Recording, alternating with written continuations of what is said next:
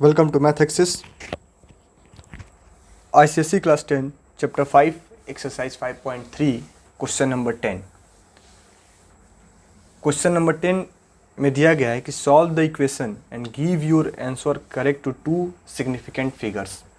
यानी कि जो हमें क्वाड्रेटिक इक्वेशन दिए गए हैं उन्हें सॉल्व करके उनके आंसर को टू सिग्निफिकेंट फिगर तक एक्सप्रेस करना है. ठीक है, तो सबसे पहले जो 10th का पार्ट फर्स्ट दिया गया है, क्वेश्चन नंबर 10 का पार्ट फर्स्ट तो दिया गया है कि x square minus 4x minus 8 equals to 0. तो इसमें जब इसको हम स्टैंडर्ड क्वाड्रेटिक इक्वेशन से कंपेयर करेंगे तो a इक्वल टू दिया गया है 1, a है 1, b आपका है -4 एंड c दिया गया है -8. ठीक है, तो क्वाड्रेटिक फार्मूला यूज करने से पहले हम क्या करेंगे, इसके डिस्क्रिमिनेंट यानी कि बी स्क्वायर माइनस 4ac की वैल्यू को फाइंड कर लेंगे. तो बी स्क्वायर माइनस 4ac यानी -4 का whole square minus 4 into 1 into -8. तो 4 का स्क्वायर 16 और ये हो जाएगा +32 यानी आएगा आपका ये 48. यानी डिस्क्रिमिनेंट के वैल्यू क्या आ गया 48. अब हमें इसे सॉल्व करना है बाय यूजिंग क्वाड्रेटिक फार्मूला. तो क्वाड्रेटिक फार्मूला क्या होता है कि x equal to minus B plus minus under root B square minus 4ac upon 2a. यानी x इक्वल टू क्या हो जाएगा -4 प्लस माइनस अंडर रूट, इसकी वैल्यू क्या है 48 अपॉन 2 इंटू 1. यानी x इक्वल टू क्या हो जाएगा 4 plus minus under root 48 upon 2. ठीक है, अंडर रूट 48 अपॉन 2. यहाँ पे अगर हम 48 का फैक्टर फाइंड करें तो क्या आएगा 4 इंटू 4 इंटू 3 अपॉन 2. ठीक है, क्या अगर किसी भी नंबर का आप आसानी से फैक्टर फाइंड कर सकते हैं तो आप उसका फैक्टर फाइंड कर लें ताकि आपको सॉल्व करने में कोई दिक्कत ना हो. एक्स इक्वल टू क्या हो जाएगा 4 plus minus 4 root 3 upon 2.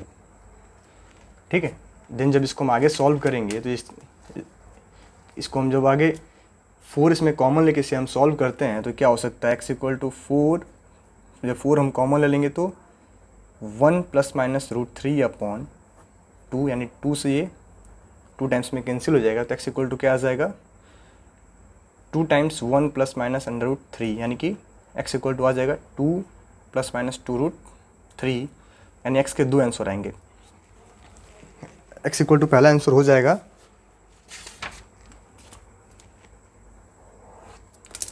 x equal हो जाएगा 2 प्लस 2 रूट 3 और दूसरा हो सकता है 2 माइनस 2 रूट 3. देखिए यहाँ पे हमें हमारा क्वाड्रेटिक इक्वेशन सॉल्व हो चुका है. इसके दो आंसर आए हैं 2 प्लस 2 रूट 3 और दूसरा है 2 माइनस 2 रूट 3. लेकिन हमें अपने आंसर को एक्सप्रेस करना है टू सिग्निफिकेंट फिगर में, टू सिग्निफिकेंट फिगर. और टू सिग्निफिकेंट फिगर में आंसर को एक्सप्रेस करने के लिए हमें सबसे पहले क्या करना होगा तो रूट 3 का वैल्यू फाइंड करना होगा. तो रूट 3 का वैल्यू क्या होता है कि 1.732. ये रूट 3 की वैल्यू है. रूट 2 का क्या होता है तो 1.414. आप इन दो वैल्यूज़ को लर्न कर लें, रूट 2 और रूट 3 की वैल्यू को आप लर्न कर लें ताकि किसी भी क्वेश्चन में अगर आप फैक्टराइज कर रहे हैं और रूट 3 और रूट 2 के फॉर्म में आ रहा है तो आप इनकी वैल्यू को डायरेक्ट पुट कर सकते हैं. ठीक है, तो मैं यहाँ क्या करूँगा कि रूट 3 के प्लेस पे 1.732 पुट करूँगा. तो क्या हो जाएगा x equal to 2 plus 2 into 1.732 और 2 माइनस 2 इंटू 1.732. ये हो जाएगा x इक्वल टू 2 प्लस 4 6 14.3 और यहाँ पे आ जाएगा 2 माइनस 3.464. ठीक है, एंड जब इसे हम सॉल्व करेंगे तो हो जाएगा x इक्वल टू 5 प्लस 464 और ये हो जाएगा -1464.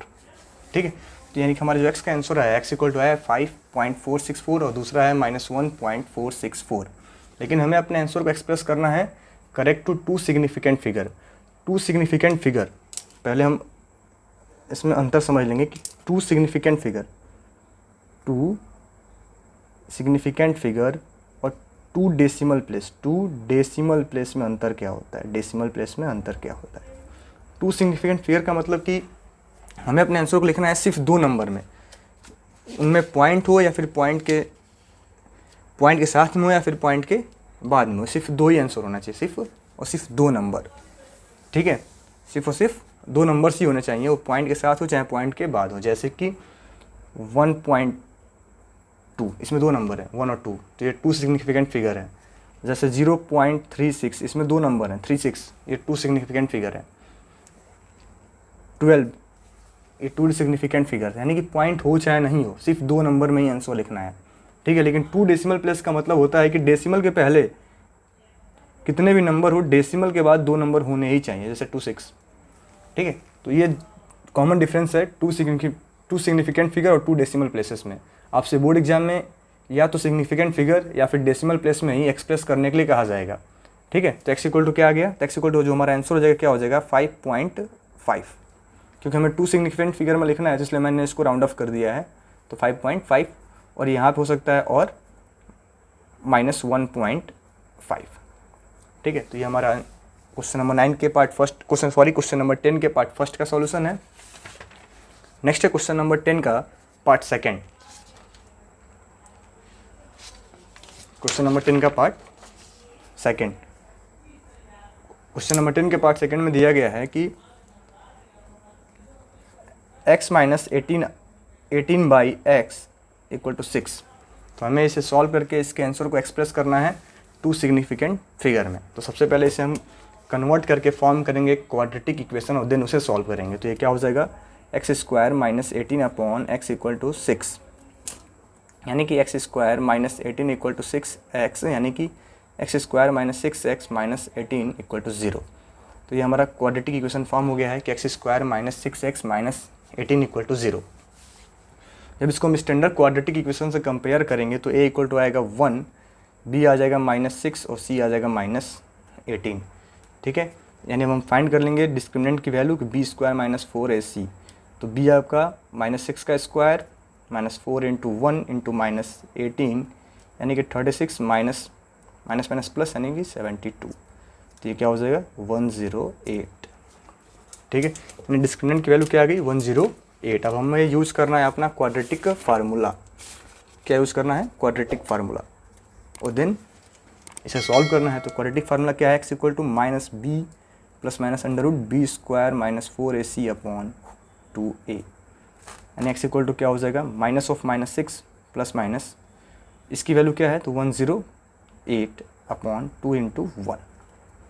एंड जब इसे हम सिंप्लीफाई करेंगे तो एक्स इक्वल टू क्या आएगा 6 प्लस माइनस रूट 108 अपॉन 2, ठीक है। देखिए हम यहाँ भी हम क्या करेंगे रूट 108 का फैक्टर फाइंड कर लेंगे, क्योंकि इसका फैक्टर आसानी से फाइंड किया जा सकता है। तो इसका फैक्टर क्या आएगा, रूट 108 का फैक्टर क्या आएगा